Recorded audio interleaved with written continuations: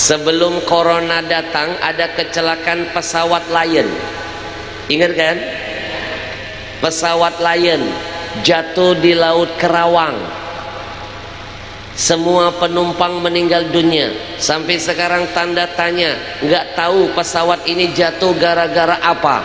Ada yang bilang katanya pesawat Lion ini jatuh gara-gara mesinnya mati. Mungkin bisa terjadi. Ada yang iseng loh menyimpulkan, jangan-jangan pesawat Lion ini jatuh di Laut Kerawang ini pasti karena terkena imbas angin goyang Kerawang. Bukankah Kerawang itu terkenal goyangannya? Pesawat saja nyungsep, apalagi kita. Bujur, terlepas dari perdebatan itu, paling tidak saya mendapatkan satu pelajaran dari Allah, bahwa rencana Tuhan selalu lebih indah dari apapun yang kita rencanakan. Wa makaru wa makarullah, ana urid anta turid nahnu nurid wallahu yaf'al ma yurid. Kita boleh punya keinginan, Anda boleh punya kemauan, semua kita boleh punya kehendak. Jangan lupa ada Allah yang maha menghendaki. Bujur, sekali lagi saya ulangi, dengarkan baik-baik. Seluruh penumpang pesawat Lion meninggal dunia. Sekali lagi, seluruh penumpang pesawat Lion meninggal dunia. Yang selamat cuma satu penumpang saja. Kenapa dia selamat? Karena ketinggalan pesawat.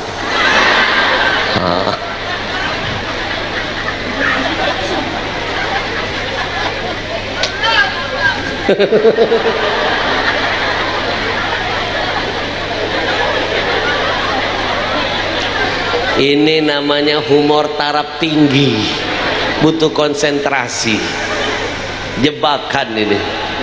Ibu tahu kenapa dia selamat sementara teman satu kantornya sudah naik pesawat meninggal semuanya, cuma dia doang yang selamat? Tahu kenapa? Allah punya rencana. Dia tinggal di Bandung, dibikin Allah telat bangun, lalu dia buru-buru naik mobil nancap gas, kejebak macet di tol Cikampek. Singkat cerita, nyampe Bandara Soekarno-Hatta telat 10 menit. Pesawat Lion harusnya dia tumpangi bersama teman satu kantornya, berangkat jam 6.30 pagi. Take off, dia baru tiba di bandara 6:40, telat 10 menit, ditinggal pesawat. Saya mau tanya, jawab lagi yang kompak. Yang bikin, yang ngatur dia telat bangun siapa? Yang bikin dia kejebak macet di jalan tol, kerjaan siapa? Yang bikin dia terlambat nyampe bandara, ditinggal pesawat, siapa yang ngatur?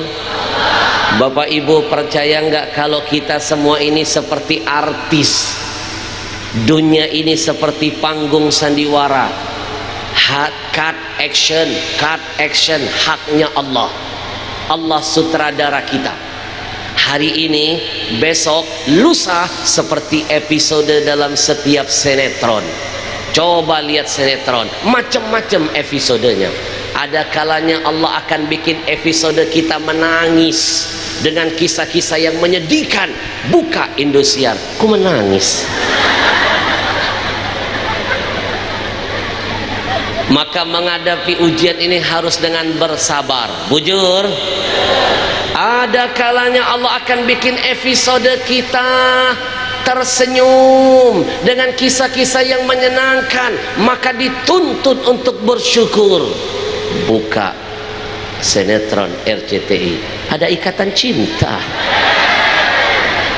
antara Al dan Andin, tapi selalu ada pengacaunya namanya Elsa.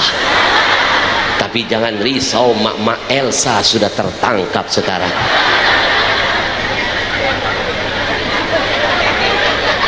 Kok Habib tahu ya? Bapak Ibu, jadi ulama, jadi ustadz, jadi ustazah harus tahu yang lagi up to date. karena itu akan jadi bahan tausiah. Minimal tidak dikerjain mak-mak. Araftu syar laisa li syar.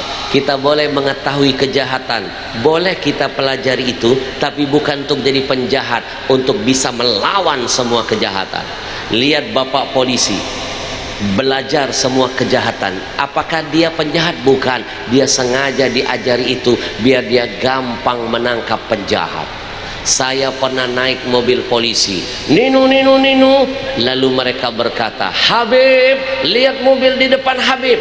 Kenapa bang? Ini mobil mencurigakan. Kok abang tahu? Pelat mobilnya kami diajarkan, pelat mobil ini harusnya nempel di jenis kijang, tapi dia tempelkan di jenis sedan. Ini sudah mencurigakan, ada bau kejahatan. Memang mereka diajari. Saya pernah naik mobil juga polisi, Nino, masuk dalam tol. Polisi tadi berkata, Habib lihat mobil di samping kanan Habib. Kenapa bang? Pasti mobil curian. Kok abang tahu? Pintunya rusak.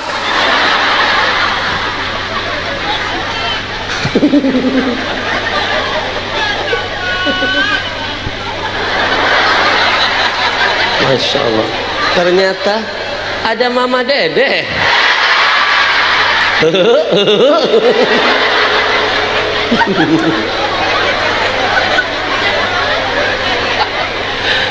Ibu, saya saja nggak jeli, ada mobil di samping saya, pintunya nampak seperti dibuka paksa. Polisi matanya tajam, lihat pintunya seperti dibuka paksa, jeli bisa membaca semua teknik kejahatan. Mereka belajar itu biar gampang menangkap penjahat sebenarnya.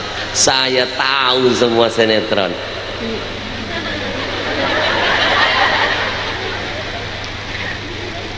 Kita boleh mengetahui kejahatan bukan untuk jadi penjahat, tapi untuk menumpas kejahatan. Saya punya teman di Palembang. Ibu, saya punya teman di Palembang. Tidak pernah satu kali pun dompetnya kehilangan, nggak pernah merasakan kecopetan, nggak pernah. Padahal di Palembang itu terkenal pencopetnya. Tapi teman saya tidak pernah. Saya tanya, ternyata diam-diam dia mengatakan dia belajar teknik mencopet. Bukan untuk jadi pencopet, dia belajar teknik mencopet dari pencopet. Dia dapat ilmu di mana tempat yang aman menyimpan dompet. Saya sempat belajar. Kata dia, biar aman dompetmu, jahit dengan celanamu.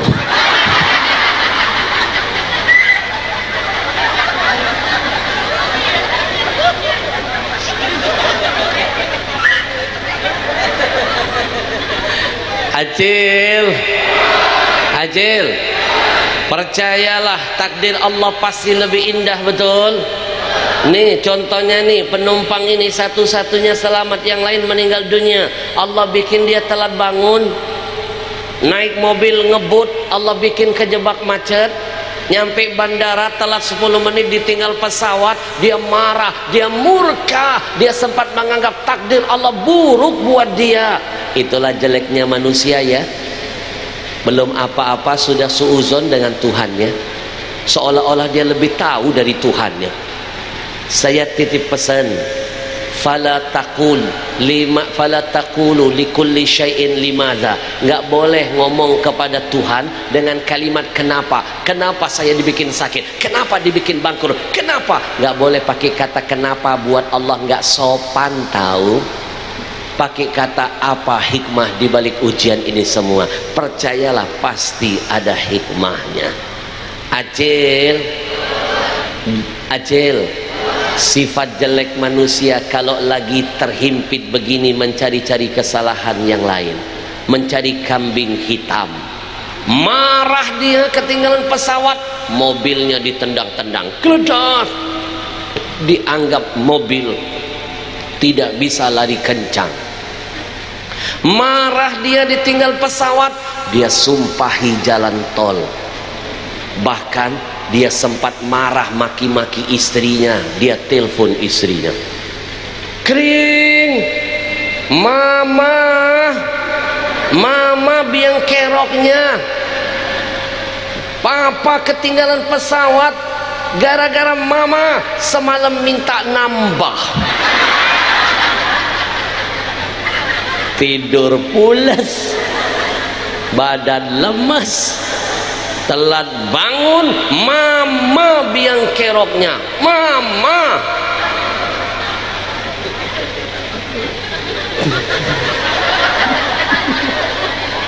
Udah dengerin aja, hahaha. Ibu, baru 5 menit dia menganggap takdir Allah jelek, baru 5 menit, nggak sabar. Padahal maaf ya, ibu mau tahu ciri-ciri orang yang sabar yang sebenarnya apa? As-sabru 'inda sadmatil ula.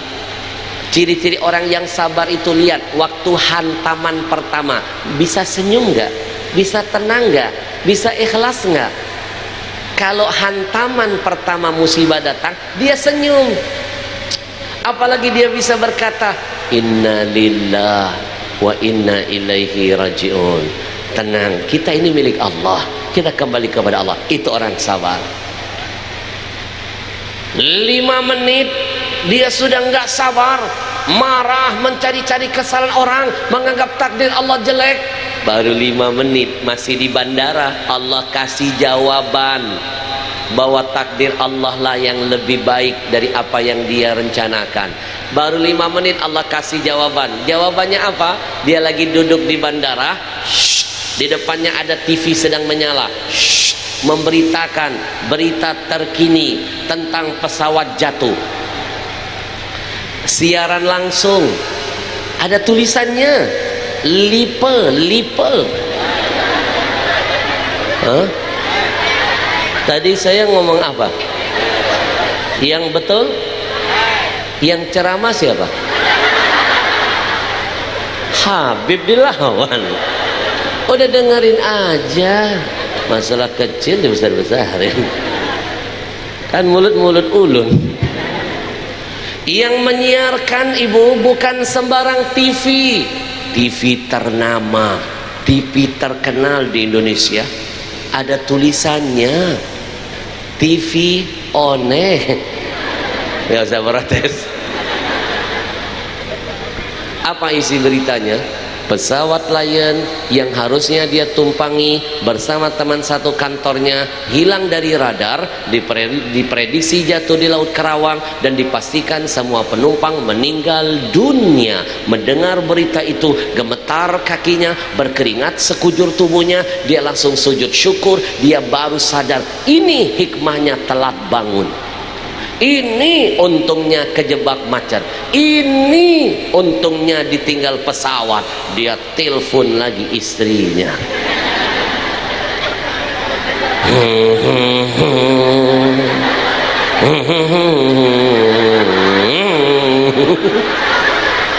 Dia telepon istrinya. Kering, mama. Lain kali mintalah yang banyak.